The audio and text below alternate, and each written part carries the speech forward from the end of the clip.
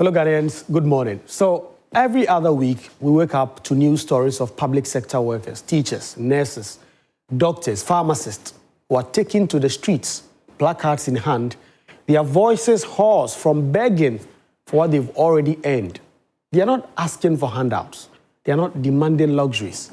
They are simply asking to be paid for the work they have already done. That is the madness of the system we've built, a system that forces citizens to cry before they can eat, that rewards silence with starvation and only responds to protest and picketing. Last week, a group of newly posted teachers and another group of nurses both took to the streets in separate demonstrations across this country. Their stories are chillingly similar. They've been opposed for months, some for close to a year, teaching, nursing, serving, yet not a single peso has set the accounts. The government's excuse is the same: bureaucratic delays. You are going to be paid later. The phrase has become the shield for inefficiency, a synonym for wickedness. Because this is pure wickedness, and it's to just watch these people work tirelessly to depend on their service to keep the nation running, and then refuse to pay them month after month while you pay yourself on time every time, is disheartening. The Ghana Registered Nurses and Midwives Association recently confirmed that scores of its members have been unpaid for months. Some nurses in the northern region have gone for almost a year without salaries. Junior doctors have also threatened industrial action starting this week if their colleagues who've worked for more than 10 months without pay are not paid immediately. Not long ago, pharmacists, trained professionals handling life-saving medicines, worked for a year and a half without salaries. 1.5 years. Imagine waking up every day, reporting to work, dispensing drugs, counseling patients, saving lives, all while starving, borrowing, and hoping.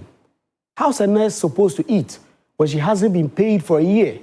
How is a teacher expected to transport himself to school to teach when he hasn't received a salary since he was posted? How does a doctor who has sworn to save lives show up for duty with an empty stomach and an empty wallet? What moral right does a nation have to expect excellence from people that it treats this way? And yet, this has become normal, a rite of passage for every new batch of public sector workers. You finish school, you get posted, you work for months, unpaid. Then you protest, you cry, you strike. Then maybe, just maybe, someone in Accra will remember that you exist. What kind of country normalizes this humiliation? Fellow Ghanaians, this is not just about lack of funds, it's about lack of empathy. Because the same government that tells a nurse there's no money to process the salary can find the same amount to fly huge delegations abroad for really needless conferences. The same state that delays teachers' salaries for a year can approve hundreds of millions for political pet projects. The same system that makes health workers beg for pay can release millions for Independence Day celebrations, brand new SUVs, and capacity building seminars in fancy hotels. Does the salary of a member of parliament delay for a year? Have you ever heard that before? Does the president's monthly salary or his allowances delay for 10 months? Do ministers of state have to wait for a year to receive their entitlements? It never happens. Never. Those ones are sacrosanct. Those ones are automated. The political class have insulated themselves from the pain that it imposes on others. So while a young nurse walks 5 kilometers to the clinic because she cannot afford transport, the people who make the decisions glide in taxpayer-funded vehicles with full fuel-less tanks and police escorts. The indignity of it all is crushing. Imagine being a new teacher, freshly trained, with dreams of changing young lives, only to be posted to a village where you have to beg for food from the same parents whose children you teach. Imagine being a doctor, that pride of your family, and having to borrow money from classmates to survive. Your phone filled with unread messages from friends you owe, or worse, from those you avoid because they know you're about to ask for help. So we talk about patriotism, we talk about nation building. But what is patriotism? And what will it be in a country that humiliates its own? Patriotism does not mean working without pay. It is not enduring hunger quietly while leaders feed fat. Patriotism must be mutual. A state that expects loyalty must first show responsibility. The excuses are endless. We are told it takes time to process documents, that postings must be verified, that financial clearance must be obtained, that validation cycles takes months. These bureaucratic rituals have become the excuse for inhumanity. What is the use of digitalization if it cannot even ensure prompt payment of salaries? What is the use of all the talk about smart governance when newly posted workers must still chase files from one ministry to another, sleeping in bus terminals and corridors of the Controller and Accountant General's Department to get paid?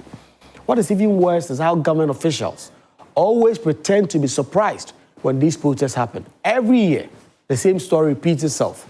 Newly posted nurses, teachers, junior doctors, pharmacists, the same teachers, the same placards, the same promises, the same empty reassurances.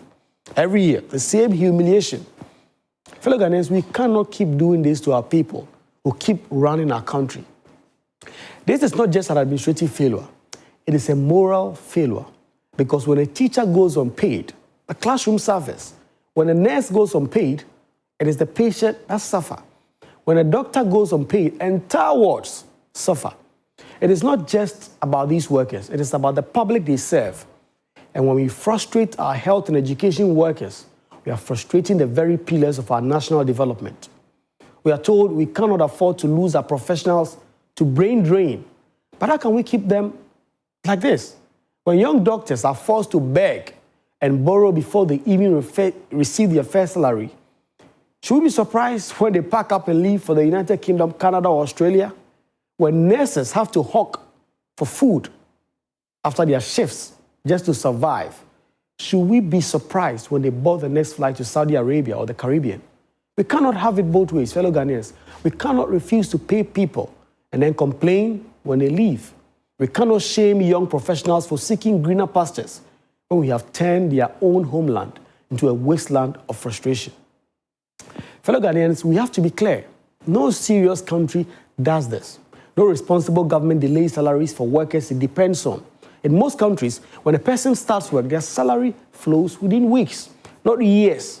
In fact, in some places, governments pay workers in advance during their probation period because they understand that workers must eat to work.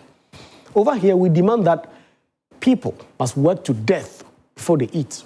And yet the same state expects punctuality, expects dedication and commitment. How do you motivate a man who cannot feed his family? How do you ask a teacher who hasn't been paid for 10 months to prepare lesson notes with passion and do this job? How do you tell a nurse who cannot afford sanitary pads to report to duty with a smile? And how do you tell a doctor who borrows to buy fuel to stay on the night shift to not complain? What kind of system builds hospitals but starves the people who work inside them? What kind of government boasts of building new schools but cannot pay the teachers who work inside them?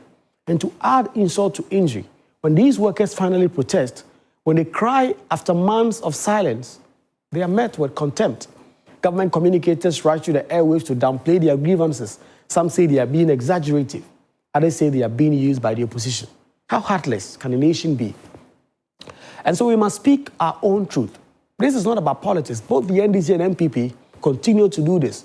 It is a national disease, an ingrained disregard for the ordinary worker. Every government comes, every government promises to fix this, and every government fails. Meanwhile, the same politicians who cause this mess spend millions defending their own comfort. What we need is not sympathy. We need reform. The entire public sector payment system must be overhauled. Every new worker must be paid from the very first month of their posting. No excuses, no delays. Financial clearance must be tied to appointment letters, not processed months later. Every ministry must be held personally accountable for unpaid salaries. Every head of institution must answer when their workers go unpaid. And Parliament must get serious and summon ministers who allow this to continue, because this is theft, not of money, but of human dignity. It is time to treat workers like human beings, not as afterthoughts. A teacher who shapes the minds of the next generation deserves respect. A nurse who saves lives deserves dignity, and a doctor who keeps the system alive deserves prompt reward. We cannot keep starving those who feed our nation. And to those who still find excuses for this cruelty, we ask, will you work for 10 months without pay? Will you survive a year without salary, with rents due, bills piling, and mouths to feed? Will you still show up to work every morning with hope and dedication? The answer is obvious. That is why this system must end. To the president, you are 9 months into your administration. You've spoken of restoring faith in public service, of rebuilding trust, of renewing hope. This is your test. The nurses, the teachers, the doctors, the pharmacists, they're not asking for favors, only fairness. Let no worker in your tenure go a month unpaid. Make that your standard. Make that your legacy. So, fellow Ghanaians, this is about our collective conscience. We must not normalize injustice. We must not shrug and just move on. Every time these workers go months without pay, we lose a bit of our humanity. Every time they have to hit the streets in protest, we lose a little more of our soul. And every time these staff walk out of the ward, or the classroom, or wherever they work in frustration, we edge closer to collapse. And so just as the government has promised, we expect them to pay them. Pay every last one of them. Pay the nurse, the teacher, the doctor, the pharmacist. Pay the worker who holds this country together. Because the real measure of a nation is not how promptly it pays its politicians, but how faithfully it rewards its workers. Otherwise, the next time we call someone a public servant, we must ask ourselves, who really is serving whom? Good morning, fellow Ghanaians.